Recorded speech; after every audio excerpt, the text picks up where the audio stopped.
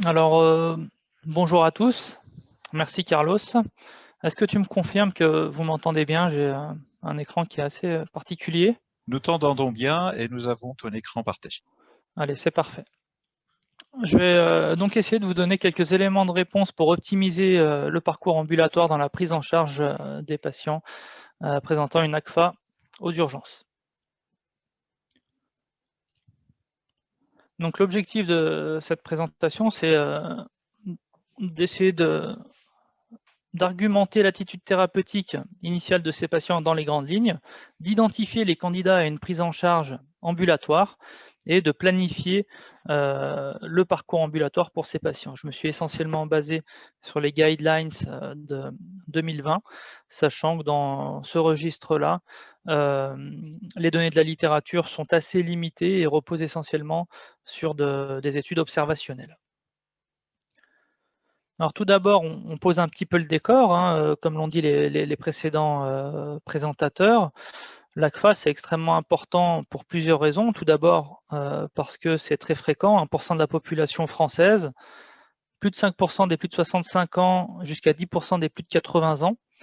Et quand on sait que le vieillissement de la population ne cesse de s'accroître, eh bien, vous allez avoir de plus en plus de patients en FA aux urgences. Si on ajoute à ceci le développement des gadgets et des outils de plus en plus perfectionnés de dépistage, de screening de la fibrillation auriculaire, qui d'ailleurs sont même recommandés maintenant de grade 1B au-delà de 65 ans par les guidelines, vous comprenez bien que ça va vraiment exploser dans les années à venir. C'est important parce que l'ACFA, c'est pronostic en termes de qualité de vie, bien sûr, mais surtout en termes de morbie et de mortalité. Comme le disait Jean-Baptiste, l'ACFA, ça représente 20 à 30% des AVC ischémiques. C'est important parce qu'il existe des outils de stratification du risque embolique et risque hémorragique, avec les différents scores que vous connaissez bien. Et enfin, c'est important parce qu'il existe un traitement bien codifié, comme mes collègues vous l'ont expliqué avant, anti-arythmique, ralentisseur, anticoagulant et les histoires de cardioversion.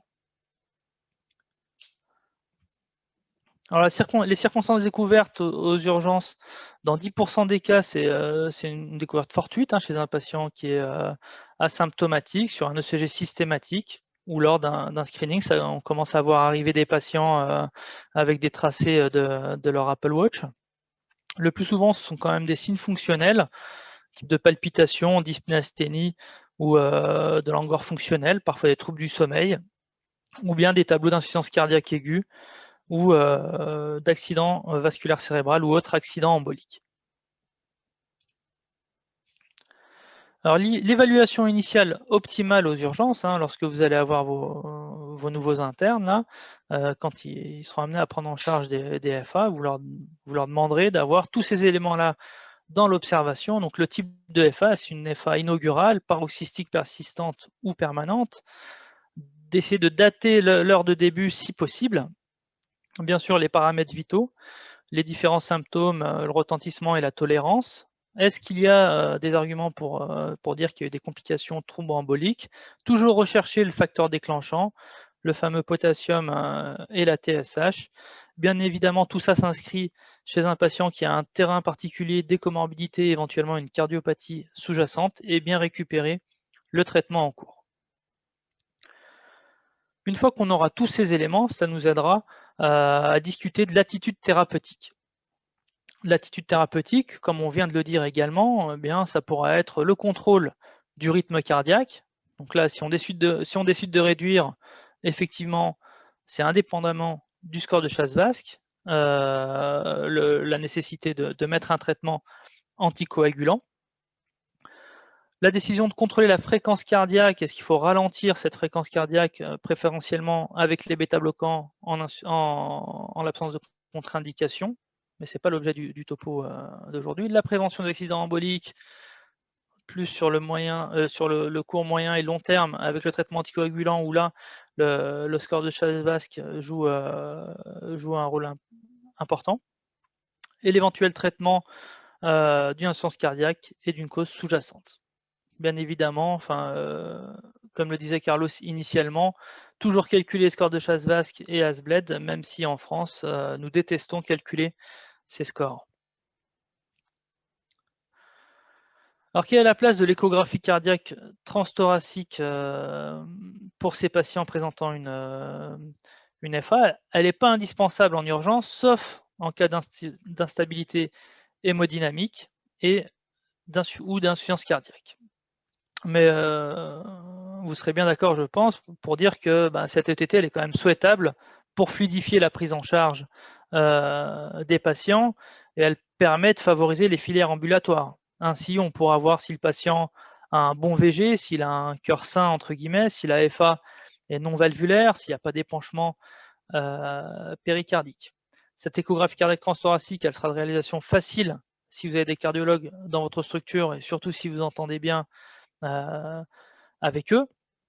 Et heureusement, de plus en plus d'urgentistes se forment à l'échographie cardiaque.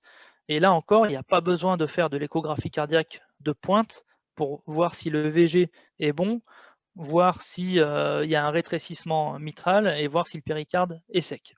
Donc, je pense vraiment qu'il faut vraiment poursuivre cet effort de formation à l'échographie cardiaque aux urgences, afin notamment, entre autres, de faciliter et fluidifier la prise en charge des patients présentant une EFA.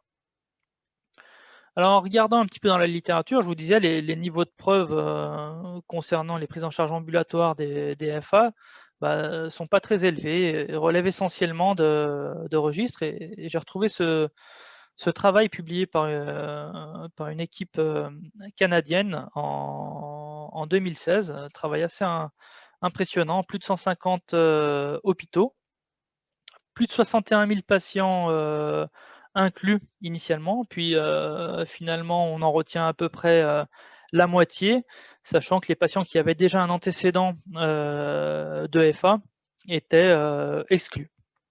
Et là, tout de suite, sur la droite, sur cet histogramme, vous voyez, il y a les 154 hôpitaux qui sont représentés. Et donc, on voit le pourcentage de recours à l'hospitalisation, en fait, ou à l'ambulatoire. Et on voit que c'est extrêmement disparate.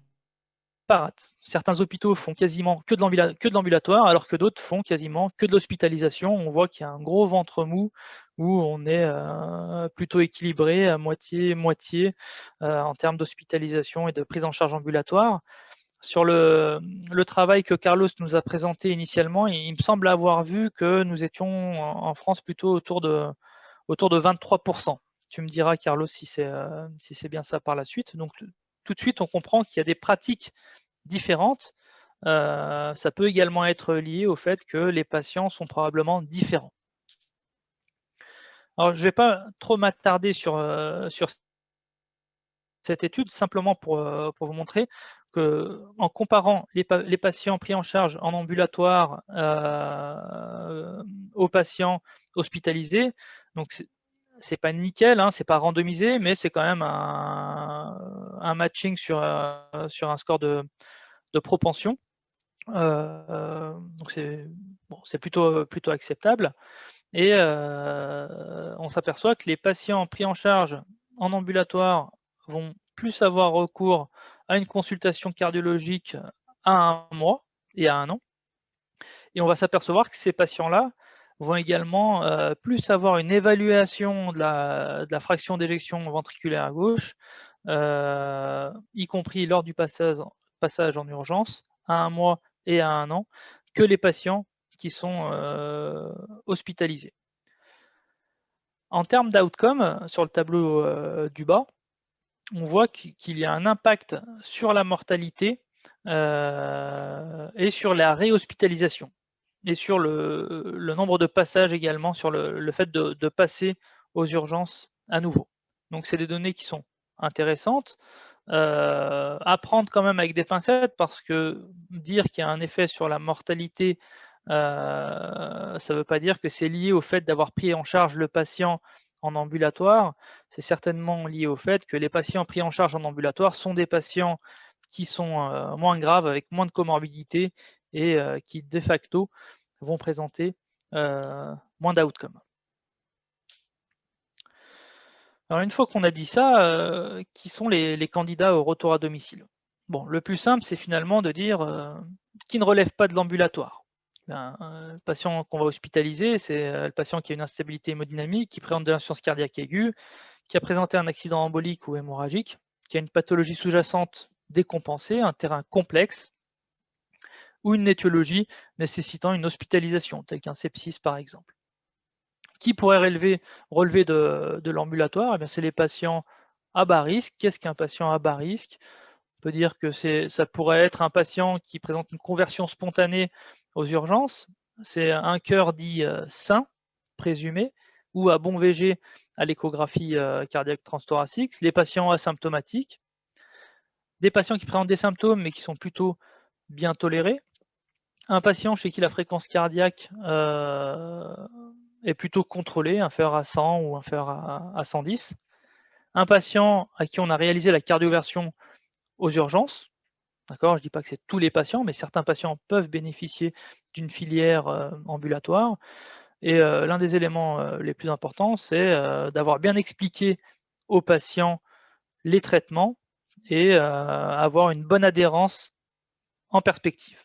Bien sûr, tout ceci est possible s'il y a une filière ambulatoire cardiologique organisée au sein de votre structure, ce qui est malheureusement pas toujours le cas.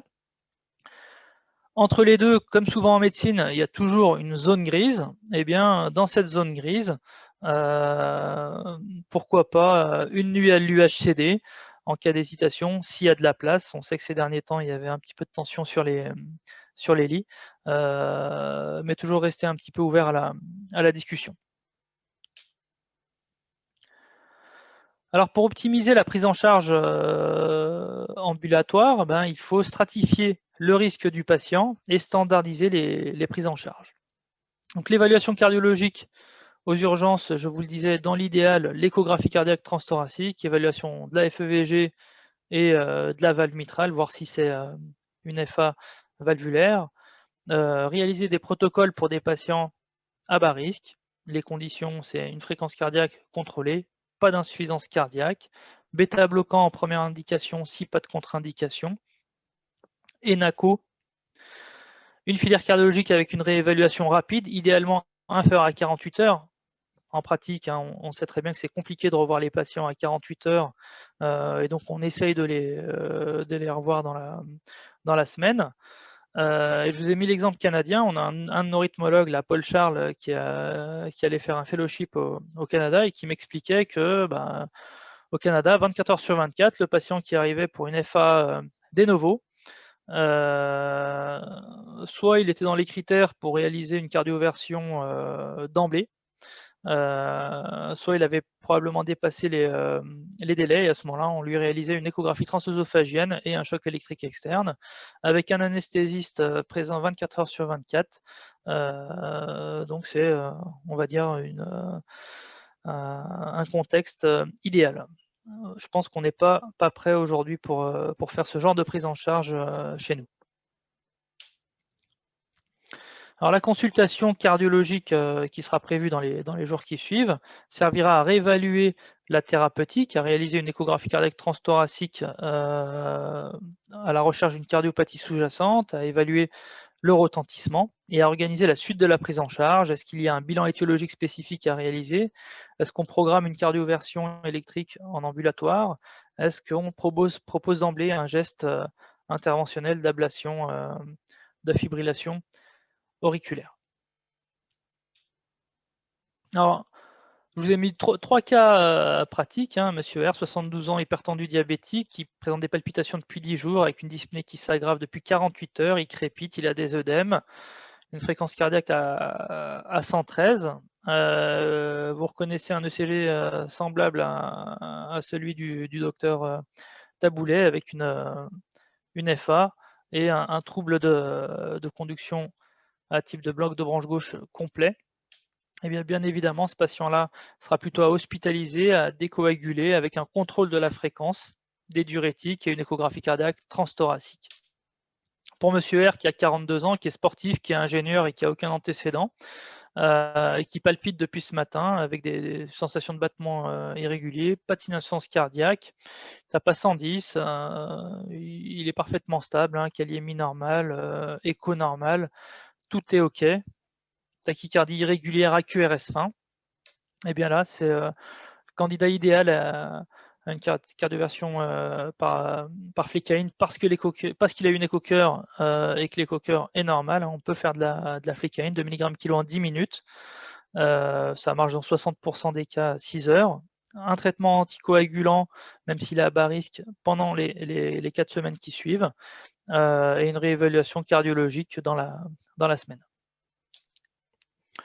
Enfin, monsieur a 66 ans, diabétique et sportif, qui palpite depuis une semaine avec sensation de battement irrégulier, pas d'insuffisance cardiaque.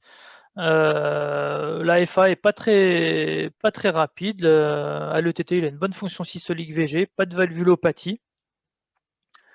Et bien là, on peut proposer un traitement anticoagulant, un traitement bêta-bloquant, un retour à domicile et une consultation cardiologique rapide, alors que le patient est quand même diabétique et qu'il a 66 ans.